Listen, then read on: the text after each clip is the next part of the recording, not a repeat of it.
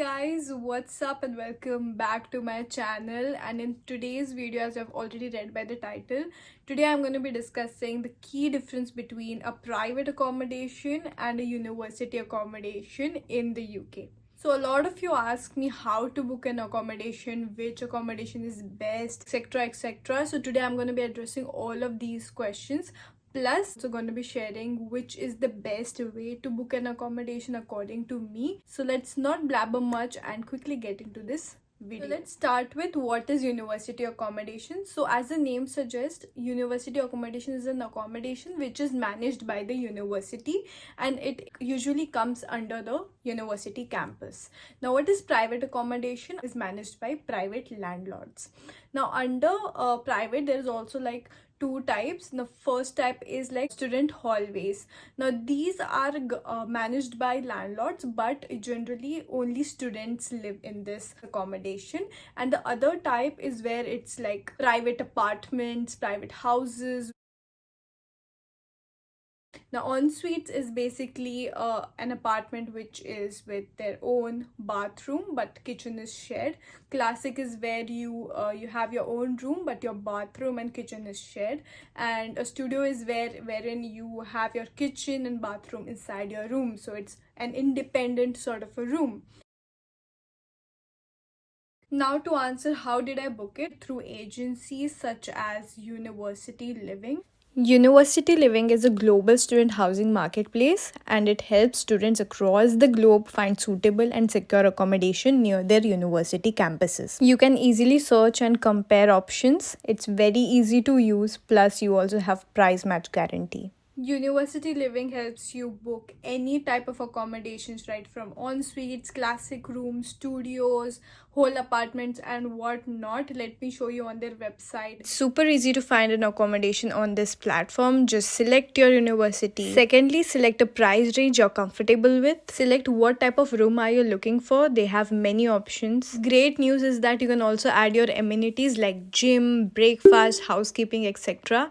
Plus, you can also select how much are you willing to travel. If you would like to know more, please check out the links in the description. Coming back to the key differences between a private and a university accommodation. Now, as I mentioned, the university accommodations, their availability is usually less because they are reserved for first and second year and third year students. Plus, you have to apply for it and then wait until the university confirms it, which is usually few months before your course starts, which means there's a lot of risk as well. Private accommodation, you get them instantly. The location for university accommodations is usually within the campus, which means that you can easily walk up to your classes, whereas the location of private accommodations could be anywhere. It could be near the city, mostly outside the campus. Now the fourth point is the convenience, which means if you're living in the campus, there is very limited number of grocery stores or convenience stores. Plus these stores only offer like some type of things that you can buy. For example, there won't be any Indian stores or any international food stores within the campus. So you have to anyway travel to the city, and also the cafes and shopping stuff would be in the city. A slight advantage when you're booking a private accommodation that you can book it near to the city and also near to the campus, like somewhere in between, and that in my opinion is like a perfect location. Fifth point is the price point. Now you might know that university accommodations are slightly on the expensive side. It means you have to pay all the money at one time and you cannot pay like monthly, which is not always possible for international students to pay 7 lakh, 8 lakh at a go. But on the other hand, the private accommodations, you always have the option to pay monthly. Sometimes there won't be provision to pay in installments, like sometimes they give 3 installments or 6 installments, but you can always request the landlord to increase the number of installments by providing a guarantor. So that is, I think, a plus point for the private accommodation, and they're also a bit affordable. The next point is the safety and services.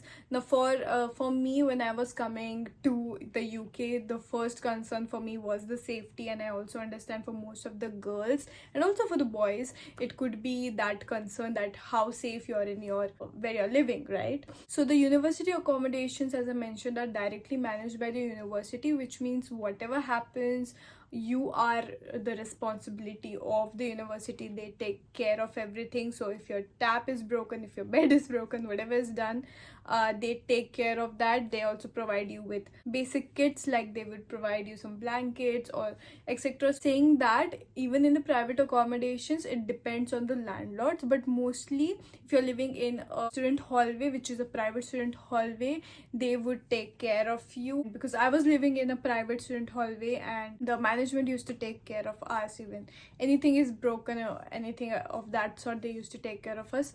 But the private accommodations, which are not student hallway but are, you know, owned by landlords, it completely depends on how your landlord is. Sometimes they won't help you, or sometimes they would, right? So there, that's the risk there. But comparatively, student hallways, be it university or private, usually there is a lot of safety. You're given all sorts of help. Last point is the socialization. Usually in university accommodation, there's a lot of events, lot of parties happening, plus there is a lot of crowd, international crowd plus local crowd. You get to mingle a lot, you get to party a lot. But if you are somebody who wants to live in a peaceful space wherein you're not much drawn by like parties and socialization, I would suggest booking a private accommodation, because it's mostly secluded from the campus, and there is not much of events and parties happening. But there is a fair amount of it happening, but not too much. In university accommodation, I feel it's party every day. It may or may not work for everyone. Now coming to what I think is the best book, I think private accommodations, which are student hallways, is the best option. It's the most safest, it's the most affordable kind of option to book, and that is also what I booked. I booked Exeter 1 in Exeter while I was studying at the University of Exeter, and it was a brilliant option for me. I was living in an ensuite room, paying £130 a week. So guys, that's it for this video. I hope you enjoyed this one. If you did, please don't forget to like, share and subscribe to my channel, and I will see you in my next video. Bye bye and take care.